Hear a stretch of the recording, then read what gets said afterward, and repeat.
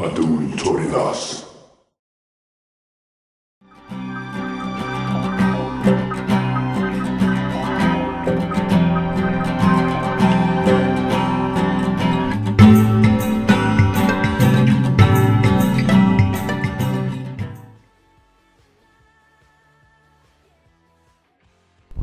Hey YouTubers, this is Group B of the round of 36 of the Bacchus OSL. The final set of games of this group is between ZerO and Kal, aka Godzilla. Been trying to call him Godzilla since last season, but you know what, I've kind of given up. Everyone knows him as Kal, everyone lists him as Kal. I think he's still listed as Kal on Team Liquid. So, sorry Godzilla, you're not Godzilla in my heart, even though it's a pretty cool name, especially for Japanese people to shout as they are running away from a giant brooding monster. But this is going to be an excellent matchup. This first map is Holy World, of course. It's going to be the first map of every matchup, by the way. 5, 4, 3, 2, 1. ZerO has been on fire here. He breezed through his games with Iron. And since Iron is a Protoss, ZerO has already had practice against Protoss today, so I definitely fear for Kal in these matches, but we'll see what he can do. Down here at the 8 o'clock position in red is ZerO. That means up at the 2 o'clock position was Kal, Godzilla, whatever.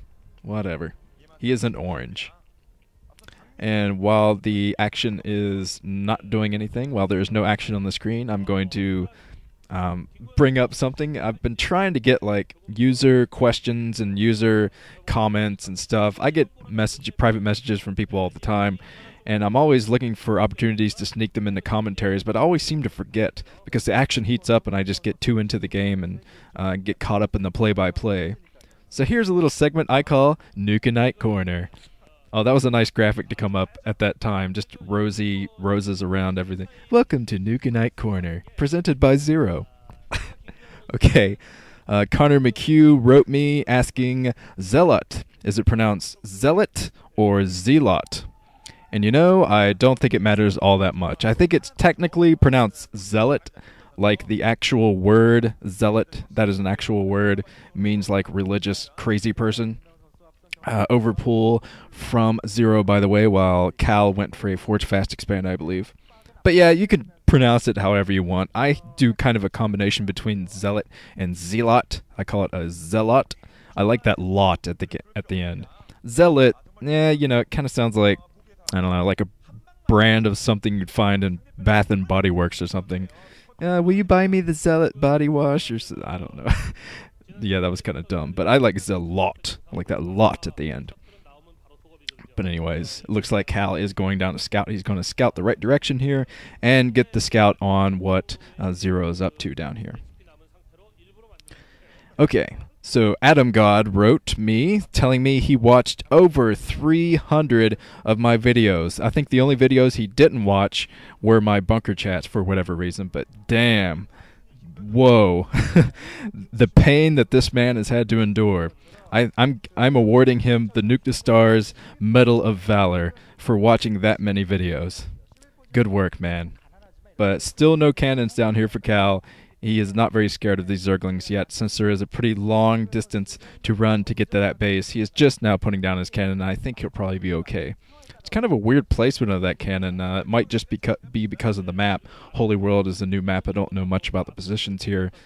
But those cannons, I have a feeling the cannon is going to not be able to reach the gateway. Yeah, he is putting the gateway out front here, so that gateway is going to be very, very exposed.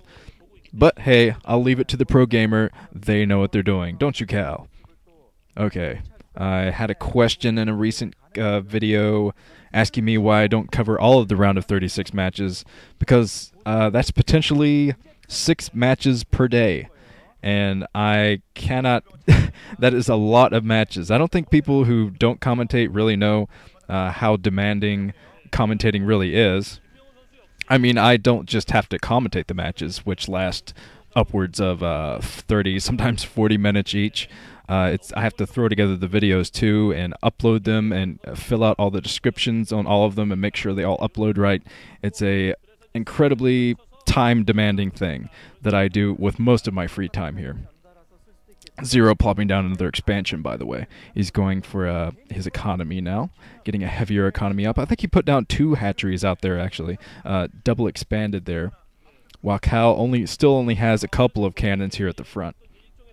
But yeah, like I was saying, about 3 games, 2 or 3 games per every other day here is just about right for me, because I'm still up to about 3 in the morning getting everything uploaded with just those games. So if I added all of the games before this, like Iron versus ZerO, I don't think people would care about that much. I mean, do you care about Iron's chances of moving up? I don't think many people would care. ZerO versus Kal, of course, much more anticipated because they're both S-class players here.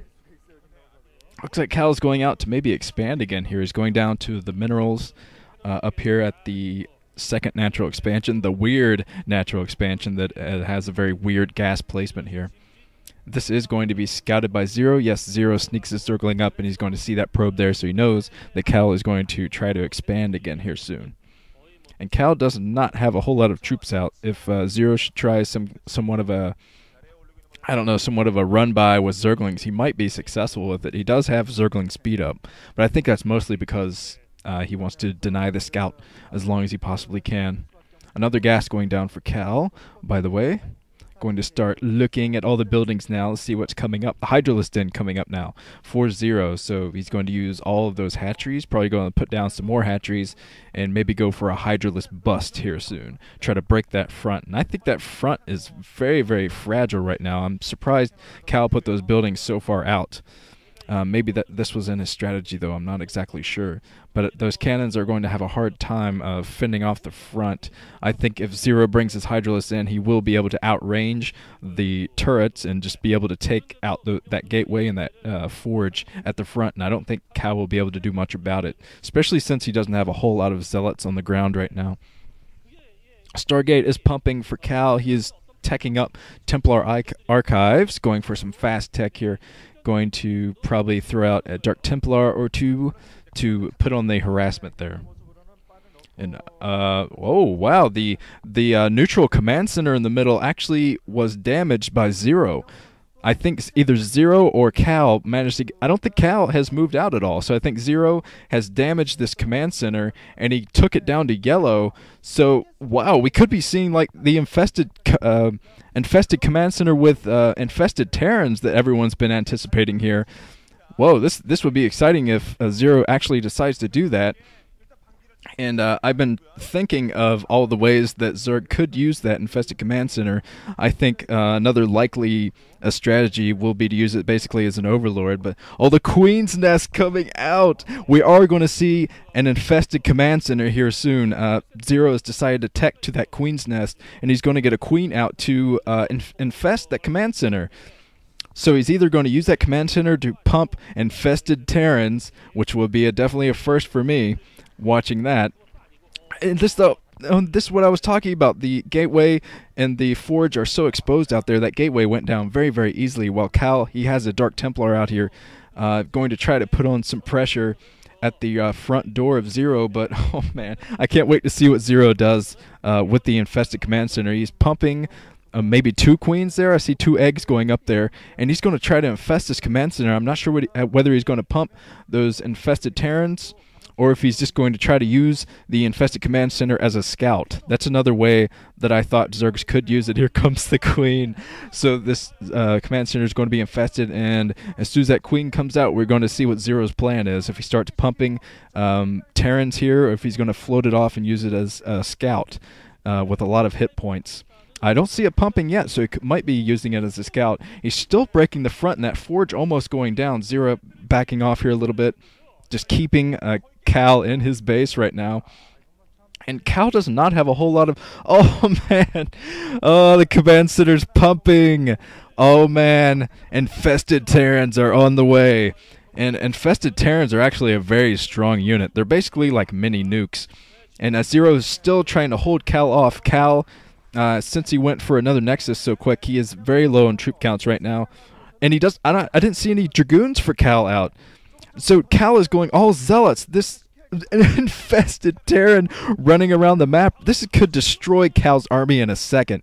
An infested Terran does 500 damage, which is basically like a nuke. It doesn't have the same width as a nuke. Oh, taking out 2 zealots with that infested Terran, and Kal definitely knows about that now. More infested Terrans coming out for ZerO. This is nuts. This is absolutely crazy. If Kal commits to all zealot here, he's going to be completely screwed. And he needs at least, well, let's see. Infested Terran, another infested Terran running around here. It's so weird to see that. But I think they have about 60 hit points, which is 3 Dragoon energy balls. So if Kal only had 3 Dragoons, he'd be able to defend this off. But with an all-zealot army, man, this is going to be very tough for him to defend off against. And his cannons are at such a weird position, too. They're so far back. Kal definitely needs some kind of ranged unit to get rid of these.